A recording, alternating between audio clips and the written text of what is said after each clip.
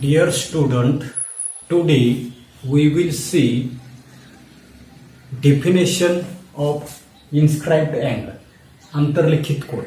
आता अंतर्लिखित कोन कशाला म्हणायचंय? In the figure, C is the center of the circle. आकृतीमध्ये आपल्याला त्या ठिकाणी C केंद्र असलेले की जे काही वर्तुळ जे आहे तर ते वर्तुळ त्या ठिकाणी दाखवले. त्याच्यानंतर पाहता हा जो काही अँगल जो आहे ही अँगल PDQ रेड कलर मध्ये दाखवले.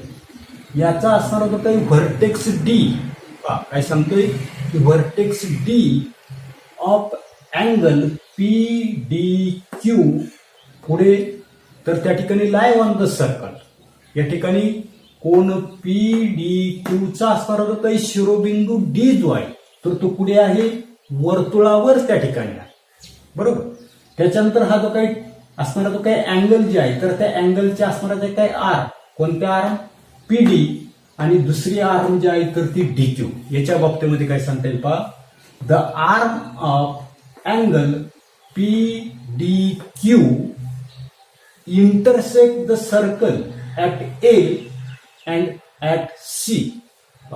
काय सांगता येईल या ठिकाणी कोणाच्या असणाऱ्या ज्या काही भुजा PD आणि दुसरी भुजा कोणती DQ या ज्या आहेत तर त्या वर्तुळाला अनुक्रमे A आणि C बिंदूमध्ये काय करताना दिसतात आपल्याला त्या ठिकाणी छेदताना त्या ठिकाणी दिसतात.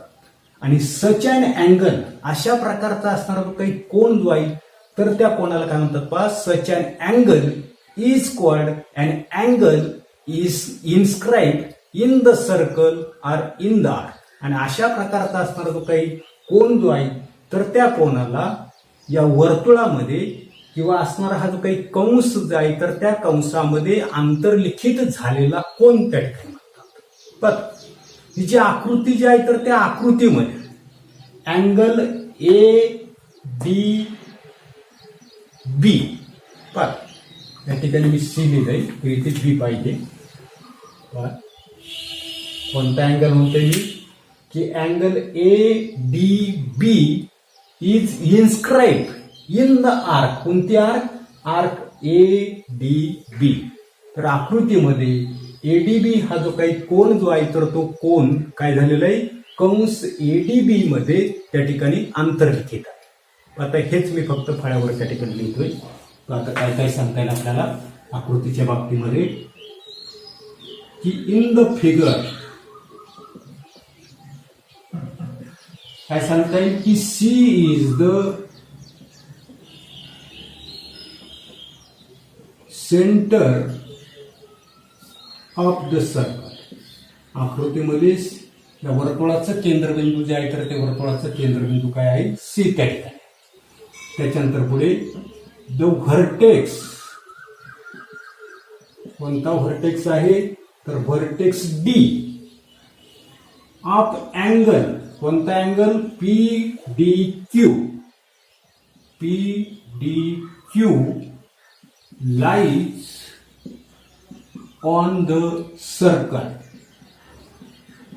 या कोणाचा असणारा काही शिरोबिंदू जो आहे तर तो शिरोबिंदू पुढे आहे वर्तुळावर त्या ठिकाणी आहे. बरोबर. पुढे the arms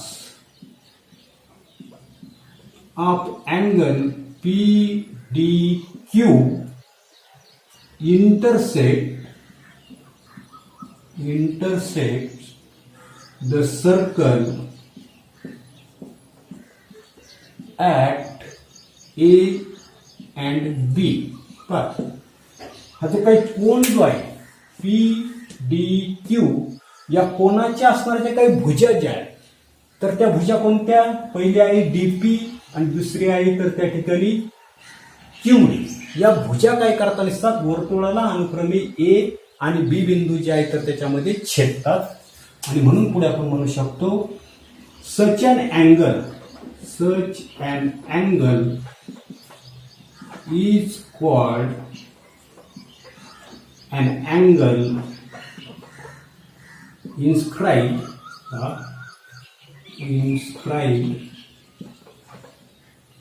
in the circle or in the arc.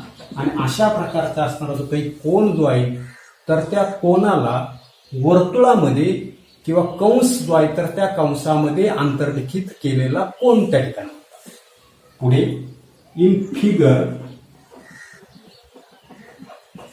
काय सांगता येईल की angle ADB angle ADB is inscribed in the arc. कोणती आर्क आहे ADB म्हणजे आकृती जी आहे तर त्या आकृतीमध्ये कोन ADB हा कंस कोणता ADB मध्ये आंतरलिखित असलेला कोन त्या ठिकाणी आहे. येते याच्यानंतर पुढे आता पुढचे कन्सेप्ट आपल्याला पाहायचं आहे इंटरसेप्टेड आर्क. त्यालाच त्या ठिकाणी आपण आंतरखंडित कंस त्या ठिकाणी म्हणतो की observe all the figure 1 to 6 in the following figure. खाली दिलेल्या ज्या काही 6 आकृत्या ज्या आहेत तर त्या 6 आकृत्यांचं आपल्याला त्या ठिकाणी निरीक्षण करायचं. निरीक्षण केल्यानंतर काय लक्षात येतं नसते की in each figure arc of the circle lies in the interior of the angle ABC is an arc intercepted by angle ABC. प्रत्येक आकृती जी आहे तर त्या प्रत्येक आकृतीमध्ये असणारा जो काही कोन ABC ABC ABC ABC ABC ABC हा असणारा जो काही अँगल ABCच्या अंतर्भागामध्ये येणारे जे काही वर्तुळ कंस जे आहे तर ते वर्तुळ कंस आपल्याला त्याच्या अंतर्भागामध्ये येणारे जे काही वर्तुळ कंस जे आहे तर ते अंतर्भागात येणाऱ्या वर्तुळ कंसाला काय करताना दिसतो तर हा कोन ABC जो आहे तर त्या ABCने आंतरखंडित केलेला कंस जो आहे तर तो कंस त्या ठिकाणी आपण म्हणतो. बरोबर. पुढे the points of intersection of the circle and the angle are N points of that intercepted arc. हे जे काय आंतरखंडित कंसाचे असणारे जे काय अंत्यबिंदू जे आहेत तर ते अंत्यबिंदू काय सांगितलं आपल्याला वर्तुळ आणि कोन यांचे असणारे जे काही छेदनबिंदू जे आहेत तर ते छेदनबिंदू त्या ठिकाणी असतात. बरोबर. पुढे each side of angle has to contain an end point of an arc. कोनाची असणारे जे काही प्रत्येक बाजू जे आहे तर त्या प्रत्येक बाजूवर कंसाचा एक एक अंत्यबिंदू जो आहे तर तो एक एक अंत्यबिंदू असणं त्या ठिकाणी आवश्यक. त्या ठिकाणी कोणताही कंस त्या ठिकाणी घ्या त्या कोणाच्या बाजूवर त्या ठिकाणी एकतरी त्या ठिकाणी कंसाचा अंत्यबिंदू जो आहे तर तो अंत्यबिंदू असणं त्या ठिकाणी आवश्यक आहे. हे सर्वात त्या ठिकाणी महत्वाचं. पाहतो पुढे. मग आता असा जर विचार जर आपण जर केला काय सांगितलंय की each side of angle has to contain an N point of the arc. की कोणाची असणारी जी काही प्रत्येक बाजू जी आहे तर त्या प्रत्येक बाजूवर कंसाचा एक अंत्यबिंदू जो आहे तर तो अंत्यबिंदू त्या ठिकाणी आवश्यक आहे. मग असं जर विचार जर केला तर या 6 आकृत्यांपैकी या ठिकाणी पहिली आकृती दुसरी आकृती आणि तिसरी आकृती याचा आपला त्या ठिकाणी विचार जो आहे तर तो विचार त्या ठिकाणी आहे. In the figure 1, 2 and 3 only one arc is intercepted by an angle. या 3 आकृत्यांचा जर आपण जर विचार जर केला तर त्या 3 आकृत्यांमध्ये कोणाने प्रत्येकी एकच असणारा जो काही कंस जो आहे तर तो कंस त्या ठिकाणी आंतरखंडित केला. बरोबर. याच्यामध्ये एक आहे याच्यामध्ये एक आहे याच्यामध्ये सुद्धा एकच कंस त्या ठिकाणी आंतरखंडित केले. तर उरलेल्या ज्या काही आकृती आहेत उदाहरणार्थ 4थी आकृती त्याच्यानंतर 5वी आकृती आणि 6वी आकृती यांचा जर आपण त्या ठिकाणी विचार जर केला तर काय लक्षात येतं नसते 2 arcs are intercepted by an angle. तर याच्यामध्ये प्रत्येकी 2-2 कंस त्या ठिकाणी आंतरखंडित केले. उदाहरणार्थ पहा याच्यामध्ये हा एक कंस आंतरखंडित झालेला आहे हा एक कंस त्या ठिकाणी आंतरखंडित. 5व्यामध्ये इथे एक कंस त्या ठिकाणी आंतरखंडित झालेला आहे इथे सुद्धा एक कंस त्या ठिकाणी आंतर. 6व्यामध्ये सुद्धा इथे एक कंस त्या ठिकाणी आंतरखंडित झालेला आहे आणि इथे एक कंस जो आहे तर तो कंस त्या ठिकाणी आंतरखंडित झालेला. बरोबर. मग आता पहा त्याच्यानंतर also note that only one side of the angle touches the circle in 2nd and 5. दुसऱ्या आकृतीमध्ये आणि 5व्या आकृतीमध्ये आपण जर पाहिलं तर काय लक्षात येतं नसते आपल्याला दुसऱ्या आणि पाचव्या आकृतीमध्ये कोणाची एकच बाजू काय होता नसते, कोणाची एक भुजा काय केलेली असते तर त्या ठिकाणी समाविष्ट आहे, एकच भुजा या ठिकाणी समाविष्ट आहे, दुसरी भुजा त्या ठिकाणी समाविष्ट आहे का नाही येते. त्याच्यानंतर पाचव्यामध्ये पहा पुन्हा आपल्या लक्षात येत नसते की कोणाची असणारी जी काही एकच भुजा जी आहे तर ती एकच भुजा त्या ठिकाणी समाविष्ट आहे त्या ठिकाणी. But in the sixth figure काय लक्षात येत नसते, both sides of the angle touches the circle. सहाव्या आकृतीमध्ये मात्र काय होता दिसते, कोण जे आहे तर त्या कोणाच्या दोन्ही भुजा काय करता दिसतात, वर्तुळ जे आहे तर त्या वर्तुळाला काय होता दिसतात तर त्या ठिकाणी स्पर्श करताना दिसतात. आणि म्हणून पहा पुढे आपल्याला त्या ठिकाणी काय सांगता येईल, आता ही जी आकृती जी आहे तर त्या आकृतीचं जर ऑब्झर्वेशन आपण जर केलं तर पहा, in this figure the arc is not intercepted arc.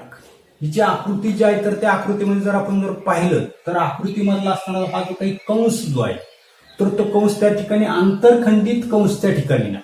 आता का नाही तर आपल्याला सांगता येईल की as the arc BC does not contain any end point of the arc. ही जी काही बाजू कोणाची असणार की काही बाजू जी आहे BC बाजू जी आहे तर त्या BC बाजूवर हा जो काही कंस जो आहे तर त्या कंसाचा एकही अंत्यबिंदू त्या ठिकाणी नाही. आणि म्हणून आकृतीमधील असणारा हा जो काही कंस जो आहे तर तो कंस त्या ठिकाणी आंतरखंडित नाही. याच्यानंतर पुढे आपल्याला त्या ठिकाणी इन्स्क्राइब्ड अँगल थेरम म्हणजे आंतरलिखित कोणाचं असणारं जे काही प्रमेय जे आहे तर ते प्रमेय आपल्याला त्या ठिकाणी पाहायचंय. पहा पुढे पहा, इन्स्क्राइब्ड अँगल थेरम आपल्याला दिलेला आहे.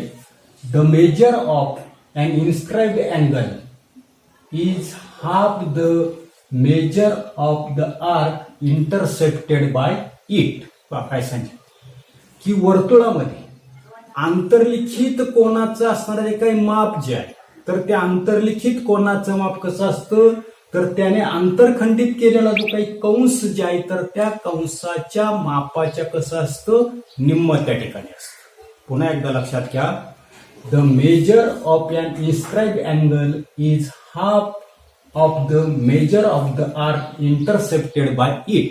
आंतर वर्तुळामध्ये आंतरलिखित कोणाचं माप त्याने आंतरखंडित केलेल्या कंसाच्या मापाच्या निम्म असतं. याचा प्रूफ जो आहे तर तो प्रूफ आपल्याला त्या ठिकाणी द्यायचा आहे. याच्यासाठी पहिल्यांदा आपल्याला त्या ठिकाणी आपण गिव्हन त्या ठिकाणी लिहू. पहा गिव्हन मध्ये काय काय दिलेलं आहे. गिव्हन पहा गिव्हन मध्ये काय काय दिलेलं आहे की in a circle with centre O, in a circle with center O. O केंद्र असलेल्या वर्तुळामध्ये काय दिसतंय की angle BAC is inscribed in arc. कोणती आर्क आहे तर या ठिकाणी पहा कोणती आर्क आहे तर BAC आर्क BAC. बरोबर पहा काय लिहिले की O केंद्र असलेल्या वर्तुळामध्ये काय सांगितलेले की कोन BAC हा काय झालेला आहे कंस BAC मध्ये आंतरलिखित केलेला काय आहे तर त्या ठिकाणी आंतरलिखित केलेला. बरोबर. आणि म्हणून पुढे आपल्याला लिहिता येईल की आर्क कोणती आर्क तर आर्क त्या ठिकाणी अजून एक अक्षर जे आहे तर ती अक्षर मी या ठिकाणी दाखवतो. कंस जो आहे तो कंस त्या ठिकाणी दाखवतो. या ठिकाणी D त्या ठिकाणी म्हणतो. या ठिकाणी आर्क BDC कोणती आर्क BDC काय सांगता येईल BDC is intercepted by the angle. आणि याच्यामुळे काय झालेलं आहे की कंस BDC जो आहे तर ते BDC काय झालेलं आहे आंतरखंडित त्या ठिकाणी झाले. एवढं आपल्याला त्या ठिकाणी होईल. याच्यानंतर आपल्याला काय लिहायचं आहे तर त्या ठिकाणी टू प्रूव्ह काय सिद्ध करायचं या ठिकाणी लिहितो मी टू प्रूव्ह. काय प्रूव्ह करायचं तर त्या ठिकाणी काय सांगितलेलं आहे the measure of the inscribed angle. आता measure of the inscribed angle कोणता आहे, तर अँगल BAC. बरोबर.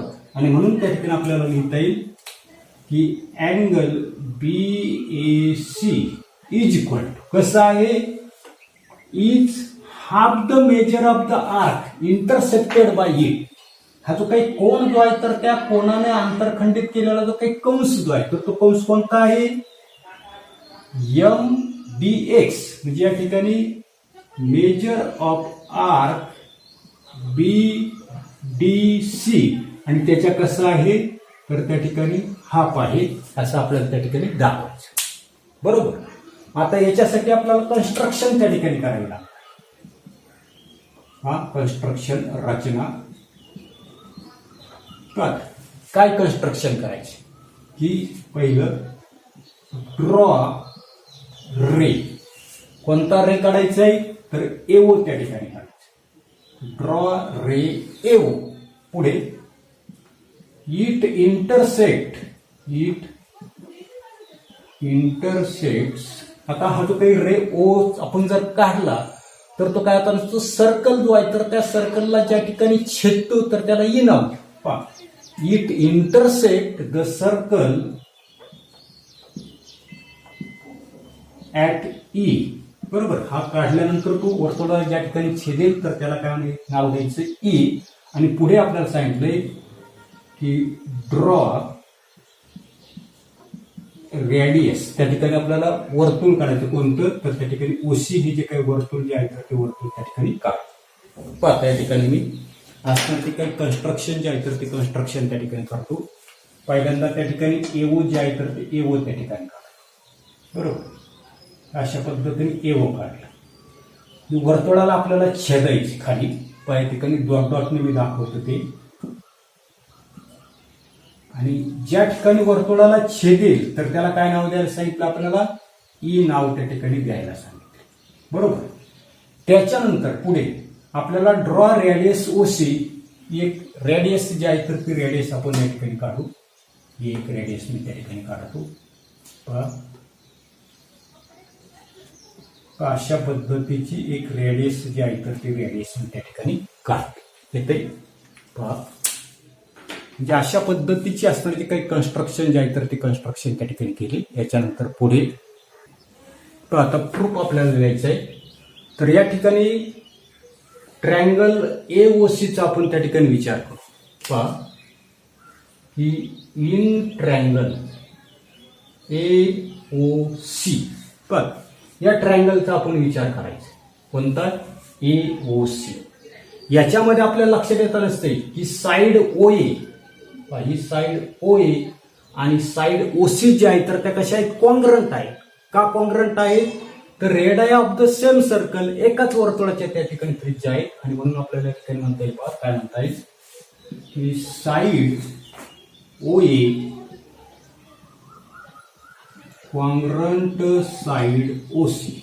काय कारण म्हणणारा कोणी, तर रेडाय ऑफ द सेम सर्कल, एकाच वर्तुळाच्या असणाऱ्या ज्या काही त्रिज्या ज्या आहेत तर त्या त्रिज्या त्या ठिकाणी एकरूप असतात. मग असं जर त्या ठिकाणी या वर्तुळाच्या त्रिज्या जर त्या ठिकाणी एकरूप असतील तर हा जो काही त्रिकोण जो आहे हा त्रिकोण कोणता असणार आहे, आयसोसेलस ट्रायंगल्स त्या ठिकाणी असणार आहे. समद्विभुज त्रिकोण त्या ठिकाणी असणार. आता समद्विभुज त्रिकोणाच्या प्रमेयानुसार काय प्रमेय आहे, तर ह्या ज्या काही एकरूप बाजू ज्या आहेत तर त्या एकरूप बाजूंसमोरील असणारे जे काही संगत कोण जे आहे, या बाजू समोरचा हा कोण आणि या बाजू समोरचा हा कोण, हे कोण कसे असणार आहे, एकरूप त्या ठिकाणी असणार आहे. बरोबर. आणि म्हणून या ठिकाणी आपल्याला म्हणता येईल की अँगल ओ ए सी, या बाजू समोरचा कोण कोणता आहे, ओ ए सी कसा असणार आहे, इक्वल अँगल. आता हा कोण आपल्याला त्या ठिकाणी दाखवायचा आहे, ओ सी ए. काय म्हणता येईल, ओ सी ए. एकरूप बाजूंसमोरील कोण एकरूप. त्याला कारण काय देणार आपण, थेरम ऑफ कोणता, आयसोसेलस ट्रायंगल. आयसोसेलस ट्रायंगल समद्विभुज त्रिकोणाच्या प्रमेयानुसार. काय प्रमेय ते आपल्या लक्षात आलं की एकरूप बाजूंसमोरील कोण जे आहे तर ते कोण कसे असतात, एकरूप असतात. पुढे let angle O A C is equal to angle O C A is equal to X degree. याचं असणार जे काही माप जे आहे तर ते माप किती म्हणा पुढे, एक्स अंश जे आहे तर ते एक्स अंश त्या ठिकाणी मानू. बाकीचा मानून काय करतो या ठिकाणी आता पुसून टाकतोय. म्हणजे प्रत्येक कोणाचं असणार जे काही माप जे आहे तर त्या प्रत्येक कोणाचं माप आपण किती मानणार आहे, याचं माप त्या ठिकाणी एक्स अंश मानलं, याचंही किती मानलंय, एक्स अंश त्या ठिकाणी मानलंय. बरोबर. त्याच्यानंतर पुढे आपल्याला की त्रिकोणाचं असणार जे काही बाह्य कोणाचं असणार जे काही प्रमेय जे आहे तर त्रिकोणाच्या बाह्य कोणाच्या प्रमेयानुसार पहा की त्रिकोण जो आहे उदाहरणार्थ या ठिकाणी ई ओ सी हा काय असणार आहे, हा जो काही त्रिकोण जो आहे तर त्या त्रिकोणाचा बाह्य कोण त्या ठिकाणी असणार. बरोबर. मग त्रिकोणाच्या बाह्य कोणाच्या प्रमेयानुसार याचं असणारं जे काही माप जे आहे तर याचं माप कसं असणार आहे पहा. तर लिहिताना मी पहिल्यांदा या ठिकाणी लिहितो की बाह्य कोण, या त्रिकोणाचा बाह्य कोण कोणता असणार आहे, ई ओ सी. पहा काय लिहितोय की नाव angle EOC is equal to बाह्य कोणाचं माप कसं असतंय तर या ठिकाणी angle O A C plus काय असणार आहे, angle O C A. Angle O C A कशावरून लिहिलं तर exterior angle theorem of a triangle. पहा काय लिहिलंय या ठिकाणी तुम्ही exterior angle theorem of a triangle. त्रिकोणाच्या बाह्य कोणाच्या प्रमेयानुसार त्रिकोणाच्या बाह्य कोणाचं माप कसं असतं तर त्याच्या दुरस्थ अंतरकोनांच्या मापांच्या कसं असतं, बेरजेट असतं. पुन्हा एकदा ऐका, हा त्रिकोणाचा बाह्य कोन आहे, या त्रिकोणाच्या बाह्य कोनाचं माप कसं असतं तर त्याच्या दुरस्थ अंतरकोनांच्या मापांच्या कसं दाखवलं आपण, बेरजे एवढं त्या ठिकाणी असतं. बरोबर. आता पुढे हेच आपल्याला पुढे लिहिता येईल. पहा इथे तुम्ही जागा आहे आपल्याकडं. इज इक्वल ओएससीचं माप, ओएससीचं माप किती म्हणलं आपण, एक्स अंश. ह्याचं पुन्हा माप किती मानलेलं आहे, एक्स अंश. म्हणजे टोटल किती झाली त्या ठिकाणी 2x अंश. पुढे या ठिकाणी लिहितो मी angle E C is equal to 2x degree. बरोबर. बट अँगल ईओसी हा जो काय आपला अँगल आहे बाह्य कोन EOC is a central angle. हा त्या ठिकाणी कोणता कोण आहे, केंद्रीय कोन त्या ठिकाणी. पुढे पहा but angle EOC is an central angle. परंतु हा जो कोन जो आहे तर हा केंद्रीय कोन आहे. बरोबर. मग आता आपल्याला माहिती की सर्वसाधारणपणे आता केंद्रीय कोन जो आहे तर त्याच्याशी संबंधित असणारा हा लघुकंस आहे आणि या लघुकंसाचं माप किती असतं, केंद्रीय कोनाच्या मापा एवढं त्या ठिकाणी असतं. आणि म्हणून त्या ठिकाणी पहा काय म्हणणार आहे, मेजर ऑफ आर्क. कोणती आर्क आहे तर या ठिकाणी EC. Measure of arc EC is equal to measure of arc EC is equal to काय म्हणणार आपण त्या ठिकाणी 2x. कशावरून लिहिलं, डिफिनेशन ऑफ काय लिहितो मी, definition of measure of an arc. पुन्हा एकदा लक्षात, हा जो आहे ईओसी, हा ईओसी आपला केंद्रीय कोन. केंद्रीय कोनाचं माप आणि संबंधित लघुकंसाचं माप कसं असतं, सारखंच असतं. म्हणजे ईओसीचं जे काही माप येईल तर तेच त्या ठिकाणी संबंधित लघुकंस जो आहे तर त्या संबंधित लघुकंसाचं माप आपण घेतो. म्हणजे या ठिकाणी आपल्या लक्षात येत नसते की कंसांच्या मापांच्या असणारी जे काही व्याख्या जी आहे तर त्या व्याख्येनुसार याचं माप त्या ठिकाणी किती आलेले तर त्या ठिकाणी 2x आलेलं आहे. याला इक्वेशन नंबर मी काय म्हणतो या ठिकाणी इक्वेशन नंबर 2 त्या ठिकाणी म्हणतो. बरोबर. मग आता पहा पुढे की फ्रॉम इक्वेशन 1 and 2. आता या ठिकाणी इक्वेशन 1 आणि 2 आपल्याकडे आहे. आता इक्वेशन 1 आणि 2 वरून आपल्याला काय लिहिता येईल पहा पुढे फ्रॉम इक्वेशन 1 and 2 की अँगल OAC काय लिहितो मी अँगल OAC इज इक्वल. आता हा जो काही अँगल OAC जो आहे हाच कसा लिहिता येईल आपल्याला EAC is equal to angle EAC is equal to 1/2 measure of arc. पाहता मेजर ऑफ आर्क कोणते आहे तर या ठिकाणी EC याला त्या ठिकाणी इक्वेशन नंबर 3. पाहता कसं तर या ठिकाणी मेजर ऑफ आर्क EC किती आहे 2x आहे. बरोबर. 1/2 इंटू ECचं माप किती आले 2x. 2 ने याला भागलं तर किती आलं x आलं. म्हणजे या ठिकाणी OACचं माप किती आहे x आहे किंवा EACचं माप किती आहे x आहे. म्हणजे या ठिकाणी हे आपलं जे इक्वेशन लिहिलेलं आहे हे त्या ठिकाणी कसं आहे त्या ठिकाणी बरोबर आहे. जे इक्वेशन नंबर 3 त्या ठिकाणी. अशाच पद्धतीने सिमिलरली ड्रॉइंग सेगमेंट OB. या ठिकाणी हा जो काही OB सेगमेंट जो आहे तर तो OB सेगमेंट आपण त्या ठिकाणी काढून काय करू शकतो पहा वी कॅन प्रूव्ह दॅट. पहा पुढे एक आपण त्या ठिकाणी शब्द करून दाखवणार आहे. पुढे लिहिणार आपण सिमिलरली काय म्हणता येईल आपल्याला की ड्रॉइंग सेगमेंट कोणता OB हा जो काही OB सेगमेंट जो आहे तर तो ड्रॉइंग सेगमेंट OB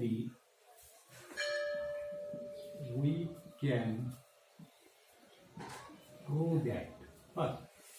असं काढून आपण त्या ठिकाणी प्रूव्ह करू शकतो. काय प्रूव्ह करू शकतो की angle EAB is equal to 1/2 measure of arc. कोणता तर या ठिकाणी ही जी काही B जी आहे तर ती B आपण त्या ठिकाणी दाखवू शकतो. हा जो काही अँगल जो आहे कोणता EAB चं माप कसं दाखवू शकतो आपण या ठिकाणी असणारे जे काही कंस जे आहे. आता या ठिकाणी असणारा जो काही कंस जो आहे तर तो कंस कोणता या ठिकाणी B कंस जो आहे तर त्या B कंसाच्या मापाच्या निम्म त्या ठिकाणी असू शकतो. इथे याला आपण काय म्हणू इक्वेशन नंबर त्या ठिकाणी 4 त्या ठिकाणी. पाहता आता काय करायचंय या ठिकाणी आपल्याला इक्वेशन पाहता पुढे इक्वेशनचं काय करायचंय पहा की आपण काय करू की ऍडिंग इक्वेशन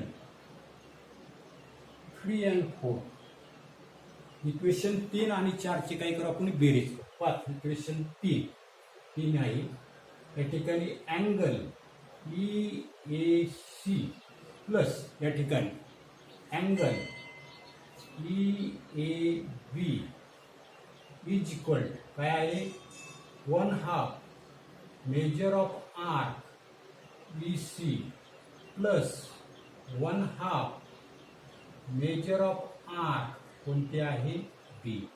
यांची डाव्या बाजूमध्ये डावी बाजू मिळवली उजव्या बाजूमध्ये उजवी बाजू.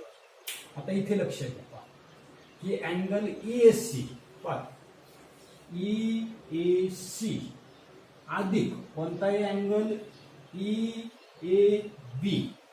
बरोबर. म्हणजे हा अँगल आणि हा अँगल या दोन्ही अँगलची असतानाची काही बेरीज जर आपण जर केली तर ती काय आता नसते अँगल BAC त्या ठिकाणी. म्हणजे त्या ठिकाणी लिहितो याच्याऐवजी काय लिहितो आपल्याला अँगल BAC इज इक्वल. पण दोघांमधूनही काय करू आपण 1/2 त्या ठिकाणी कॉमन घेऊ. 1/2 जर कॉमन जर घेतलं तर काय राहते पहा की major of arc EC plus major of arc BE. बरोबर. म्हणजेच काय की EC आणि दुसरा कोणताही B म्हणजे टोटल असणारा जो काही कंस जो आहे हा जो काही कंस जो आहे तर तो कंस काय होता नसते बीडीसी त्या ठिकाणी होताना दिसतो किंवा बीईसी आपल्याला लिहिता येईल. पहिल्यांदा आपण काय लिहू, BEC is equal to 1/2 measure of arc. कोणता लिहिता येईल आपल्याला, बीईसी. बीईसी काय नाव लिहू शकतो आपण, बीईसी. किंवा याचंच नाव जे आहे तर ते नाव काय लिहू शकतो पहा, हेच आपण नाव त्या ठिकाणी 1/2 मेजर ऑफ आर काय लिहू शकतो, बीडीसी लिहू शकतो. काय लिहू शकतो, बीडीसी. याला इक्वेशन नंबर 5 काय बरोबर. पाच. आता इथे काय होते तर त्याचा आपल्याला त्या ठिकाणी विचार करायचा. We have to consider 3 cases regarding the position of the centre of the circle and the inscribing. आता या ठिकाणी आपल्याला हे लक्षात घ्यायचंय की वर्तुळामध्ये आंतरलिखित केलेला कोन आणि वर्तुळ केंद्र याच्याशी संबंधित 3 शक्यता ज्या आहेत तर त्या 3 शक्यता त्या ठिकाणी संभवतात. पहा कोणकोणत्या. The centre of the circle lies first on the arms of the angle. की वर्तुळाचा असणारा तो काही केंद्र जो आहे तर तो केंद्र कुठे असेल, कोन जे आहे तर त्या कोनाच्या भुजेवर असेल. दुसरं आपल्याला सांगितलं in the interior of the angle, तो अंतर्भागामध्ये त्या ठिकाणी असेल. किंवा दुसरं आपल्याला सांगता येईल in the exterior of the angle, किंवा तो असणारा तो काही केंद्र जो आहे तर तो केंद्र कसा असेल, बाह्य भागामध्ये त्या ठिकाणी असेल. Out of these first 2 are provided in 3rd and 4th equation. त्याच्यापैकी तिसरी आणि असणारे जे काही चौथा आपलं असणारे जे काही इक्वेशन जे आहे तर ते आपल्याला काय केलेलं, या 2 शक्यतेचा आपण त्या ठिकाणी विचार करून सिद्धता जी आहे तर त्या सिद्धता त्या ठिकाणी दिली. We will prove now the 3rd one. आता आपण काय करू, तिसरी असणारी जी काही शक्यता जी आहे तर त्या तिसऱ्या शक्यतेचा विचार जो आहे तर तो विचार आपण त्या ठिकाणी करू. पहा त्याच्यासाठी पुढे काय करतो आपण की वर्तुळामध्ये आंतरलिखित केलेला कोन आणि वर्तुळ केंद्र याच्याशी संबंधित असणाऱ्या ज्या काही 3 शक्यता ज्या आहेत तर त्या 3 शक्यतेचा आपण त्या ठिकाणी विचार करतोय की वर्तुळ केंद्र जे आहे तर ते कोणाच्या भुजेवर असेल तर, अंतर्भागात असेल तर किंवा बाह्य भागामध्ये असेल तर. याच्यापैकी पहिल्या असणाऱ्या ज्या काही 2 शक्यता ज्या आहेत तर त्या 2 शक्यता आपण त्या ठिकाणी सिद्ध केलेल्या आहेत. आता राहिली तिसरी शक्यता जी आहे तर त्या तिसऱ्या शक्यतेचा आपला त्या ठिकाणी विचार. आता इन द फिगर